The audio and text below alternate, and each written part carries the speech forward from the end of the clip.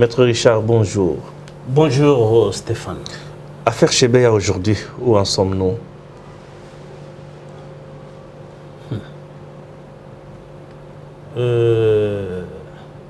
Finalement, comme je vous l'avais dit, oui. La déclaration du président n'engageait pas la Cour au moment pour répondre aux prolégomènes qu'avait adressé à la Cour mes clients. Lorsque je demandais, à travers les prolégomènes, la comparution pour être entendu comme témoin ou renseignant, le sénateur ravi Joseph Kabila. La Cour, par la bouche du président, non, le président de la Chambre avait estimé, donc pas à travers un arrêt, mais à travers son opinion personnelle, qui n'engageait pas la haute cour militaire, que discrétionnairement, il avait apprécié, selon l'article 249 du Code judiciaire militaire, que cette audition de tous les témoins ou renseignants que nous avions listés était inopportune. Et il avait pris soin de souligner qu'il ne s'agissait pas d'un arrêt avant dire droit, mais d'une opinion du président. Très bien. Et chemin faisant, après plaidoirie, il a rouvert les débats pour entendre les témoins. Sauf que les témoins qu'il entend citer, ou que la Cour entend citer, parmi ces témoins, il manque le témoin, je crois, le plus central, qui s'appelle Joseph Kabila. Le témoin le plus central. Oui. C'est le témoin cardinal du procès. Témoin cardinal du procès. Parce que dans cette affaire de double assassinat, il y a ce que j'appelle le triangle de Bermuda, ou le triangle de Bermude. Ce triangle de Bermude, dans les Bermudes, dans l'océan Atlantique, chaque fois, dans le temps quand les bateaux arrivaient dans cet endroit-là, les bateaux chaviraient ou disparaissaient. Et on appelle ça le triangle de la mort. Il y a le commanditaire, le planificateur et le commando exécutant. Le commanditaire, d'après Mouilambwe, c'est Joseph Kabila. Le planificateur, c'est John Numbi. Les exécutants, c'est le commando piloté par Ngoï Keng Keng. Mais en citant Joseph Kabila, Mouilambwe doit être contredit. Bien sûr. Et qui peut bien le contredire si ce n'est que Joseph Kabila. Joseph Kabila. Voilà pourquoi moi, jusqu'à présent, ma soif, non, la soif de mes clients n'est pas encore étanchée. Mais nous continuons avec les autres témoins prochainement. Et puis, on verra comment la Cour va se comporter. Merci beaucoup. Prenons le dossier Mounongo. Dominique Mounongo, qui est député national. Elle est membre au sein du parti Ensemble, appartenant à Moïse Katumbi. Dominique Mounongo a dit que les Kassaïens mangent les chiens, ils doivent rentrer chez eux, construire chez eux. Et ils font parfois, ils sont un peu bizarres, et trop drôles. Et il s'est fait que plusieurs compatriotes sont montés au créneau pour dénoncer ces comportements, ces propos haineux. Et hier, nous avons suivi Olivier Kamitatou qui dit soutenir d'abord Dominique Mounongo, dire également que Dominique Mounongo n'avait pas l'intention de vexer les gens. Elle a juste dit la réalité et la vérité. Les gens qui dénoncent, les gens qui tirent à boulet rouge sur Dominique Mounongo ne sont que juste des anti-Katumbi. Que dites-vous? Stéphane, Oui.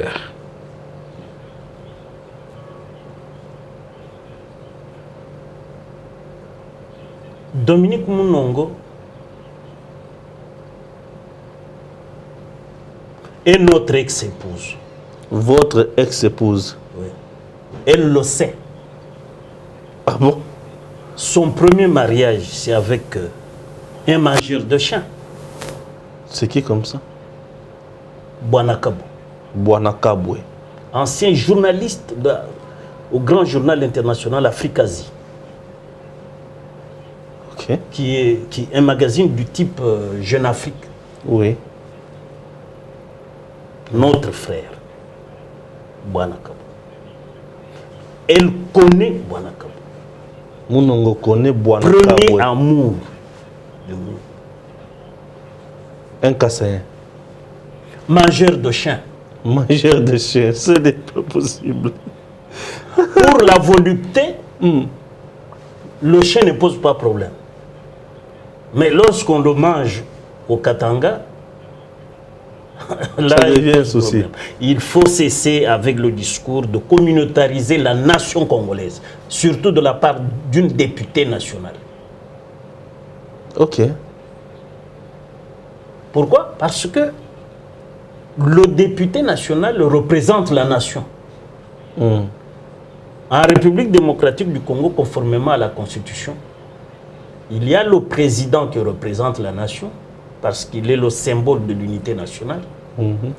Il y a aussi le député national qui représente la nation, parce que, bien qu'élu dans une circonscription, au Parlement, il légifère pour la République.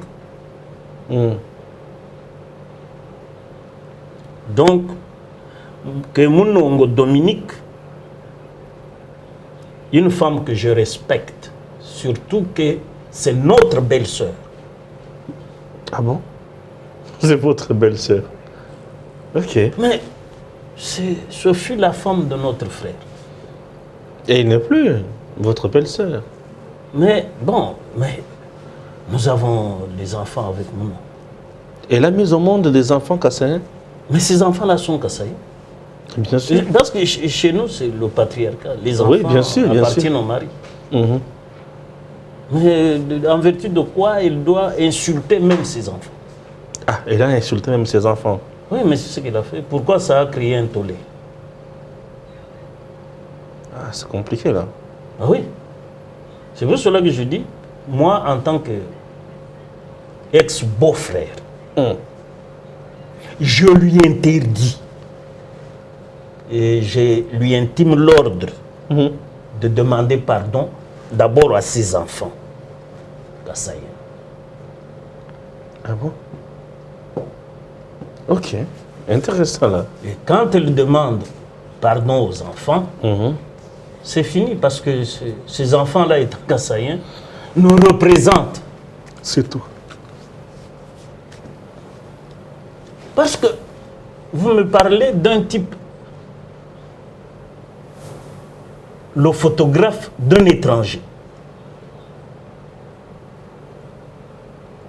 qui soutient les déclarations de Madame Dominique. Est-ce que Madame l'a chargé d'être son avocat? Ils sont tous de même parti politique. C'est ensemble. Je crois que Madame Mounongo,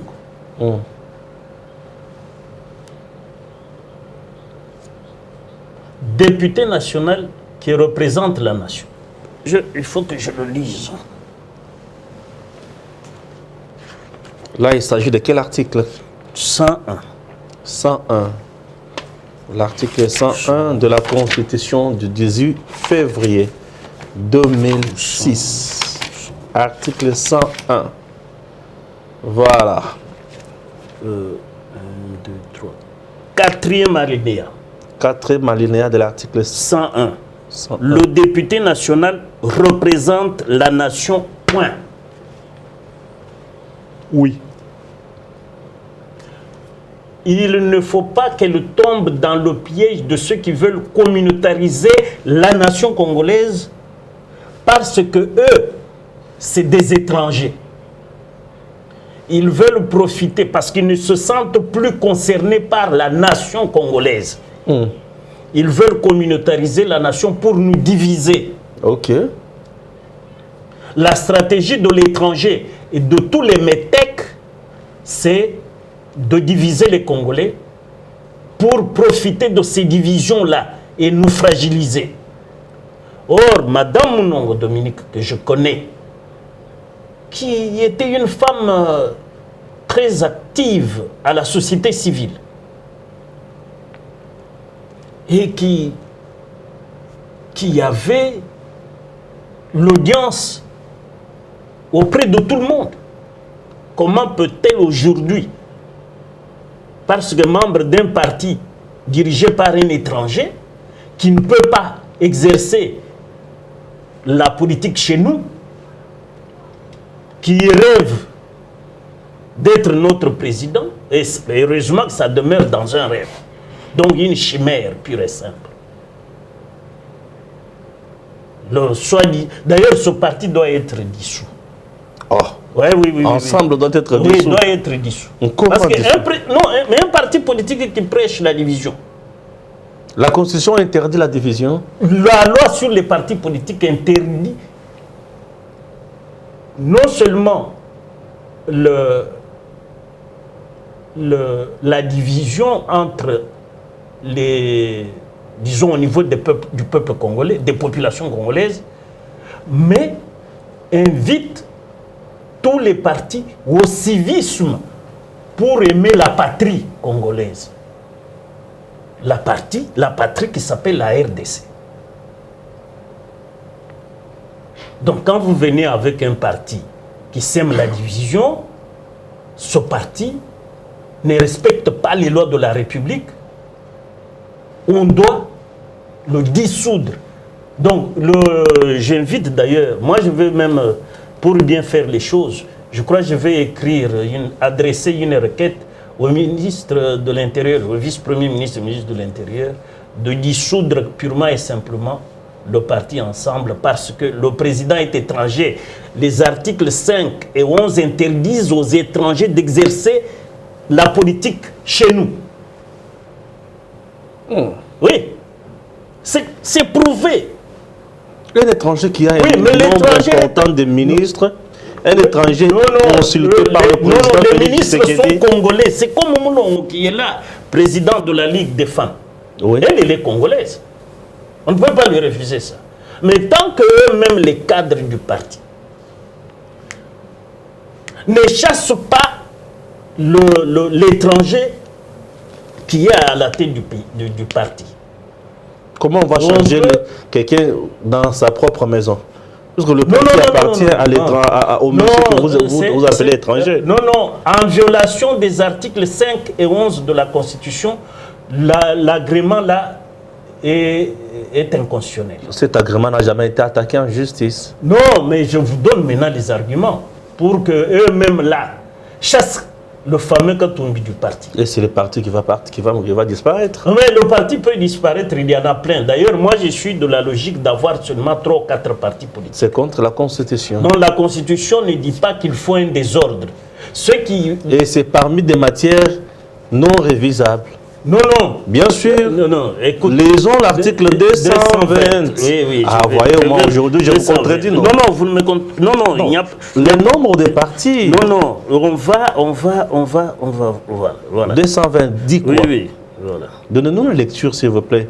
Le pluralisme politique et syndical. Voilà. On ne peut pas y toucher. Mais on peut diminuer le nombre. Non, on viole la Constitution. On ne viole pas. On viole si on revient au parti unique, le monopartisme. Oui. Mais quand on est à 2, on est déjà dans le pluralisme. Ça, on a limité. Politique. Non, ça, on a limité. Ça devient une dictature. Non, ce n'est pas une dictature. C'est pour consolider l'unité nationale. Dans le désordre actuel, où vous trouverez un Indien, un Libanais, président d'un parti politique. Est-ce que l'article 5... Moi, je connais juste des Chinois membres du PPRD. Ah, voilà. Des Chinois membres du PPRD. Le Chinois peut briguer la présidence du parti. Si nous tolérons ça. Vous dites qu'il y a un souci avec... le fait pour nous de laisser... le fait pour l'État de laisser Katumbi exercer la politique. Le parti politique, c'est pour la conquête du pouvoir. Bien sûr. Mais écoute ce que dit l'article 11 de la Constitution. La jouissance des droits politiques est reconnue aux seuls Congolais. Non de père et de mère. Et on parle souvent aux seuls Congolais. Seuls Congolais pour les droits politiques. Katumbi dit qu'il est Congolais de par sa mère. Non. On a démontré que... tu as suivi Kalombo, qui est dans son parti, dire que sa mère est zambienne. Non, c'était juste une erreur de langage. Non, non, pas une erreur de langage. Et c'est tourné même en boucle. Et son grand frère dit quoi? Son demi-frère Katebe, qui lui est congolais, du moins de mère. Il dit que l'autre, sa mère est zambienne. Quelqu'un qui réussit facilement dans les affaires privées comme ça, les donner un pays comme la RDC, non. Ne voyez-vous pas qu'il peut faire mieux? Lui n'a aucun niveau pour diriger la République. Ah, c'est un problème de niveau? Non, oui, il faut avoir les nerfs d'un véritable animal politique pour gérer la RDC. Cet éléphant en Afrique. Ah oui. Et puis, lui n'a pas la qualification par sa nation d'abord. Parce que nous pouvons parler, toi et moi, en politique. Nous pouvons parler politique, toi et moi. Mais lui, non. Avec lui, moi, je ne peux pas parler politique. J'interdis à mon ex-belle-sœur, mon oncle, d'exercer la politique, de pratiquer politique dans ce parti politique-là qu'on va dissoudre. Est-ce que vous voyez les conséquences qui peuvent en découler? Dissoudre le parti de quelqu'un qui est majoritairement représenté par une frange de peuple de la population comme ça. La population congolaise est derrière qui? Katumbi, bien sûr. Toi, tu vois la population congolaise. Récemment, il y a eu un sondage qui a placé Katumbi en première position avec 43%. Non, je crois que un sondage orienté, intéressé, n'est plus un sondage. Un sondage orienté et intéressé cesse d'être un sondage. Katumbi devient de plus en plus bête noire pour le régime Tshisekedi. Non. Aucun Congolais ne l'accepte comme opérateur politique. Aucun. Ah, ça c'est vous qui le dites. Hein? Non. Ceux qui sont dans son parti, comme le photographe là, c'est pour lui sucer l'argent en exécutant l'ordre de notre compatriote Koko Nyangi. Parce que les Congolais sont fâchés. Ils disent, mais ce type, on pensait qu'il était Congolais. Il nous a roulés tous dans la farine. Il a même roulé l'oreille qu'il était Congolais. Alors que les Congolais l'entourent pour lui sucer tout l'argent qu'il a obtenu, qu'il a gagné chez nous. Monongo aujourd'hui, plusieurs plaintes à son encontre. Non, moi je crois qu'il faut lui pardonner ça. Ah, il faut pardonner à Monongo. Il faut lui pardonner et lui demander simplement qu'elle-même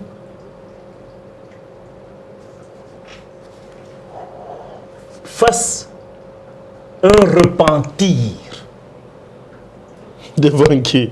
Devant ses enfants ou devant la même journaliste là. Entrons un peu en profondeur, en prenant un autre angle. Les Kassans, pourquoi vous n'avez pas construit chez vous? Qui a construit chez soi? Les Katangais ont construit chez eux. Non, ils n'ont pas construit. Ils n'ont pas Les construit. Kassans? C'est les Kassaïens qui ont construit le Katanga. C'est nos compatriotes de l'Équateur, avec le caoutchouc, qui ont construit l'union minière du Haut-Katanga. Le Katanga, pour les Belges, je n'accuse pas les Katangais, je n'ai pas de préjugés défavorables aux Katangais, mais je sais seulement que les Belges et les multinationales qui voulaient construire la GECAMIN, disons, à l'époque l'Union minière du Haut-Katanga, avait recouru à la main-d'œuvre du Kasaï et de l'Équateur, ainsi que des Rwandais et Burundais pour construire l'Union minière du Haut-Katanga. Donc la GECAMIN, là, n'est pas construite par les Katangais. La main-d'œuvre est venue du Rwanda, du Burundi, du Kasaï et de l'Équateur. L'Équateur, avec le caoutchouc, qui a donné l'argent pour acheter des machines pour le compte de l'Union minière, ainsi que les Kassaïens, qui étaient une main-d'œuvre très travailleuse. Merci. Le Belge est parti. Oui. Ou bien les Belges sont partis. Oui. Nous sommes restés seuls. Ah oui. Et durant les 32 ans de Mobutu... Oui, la GECAMIN était pilotée par... la majeure partie, c'était des Kassaïens qui ont géré. Les ingénieurs étaient Kassaïens. Moulin Dambo, par exemple. Qui ont piloté la GECAMIN. Ah oui. Et il y avait des résultats positifs. Et puis, il y avait notre digne fils katangais, Womba Kiamitala aussi, qui a beaucoup contribué à l'émergence de la GECAMIN. C'est-à-dire, partout on trouve de bons et de mauvais. Donc, il ne faut pas venir avec un discours de division séparatiste.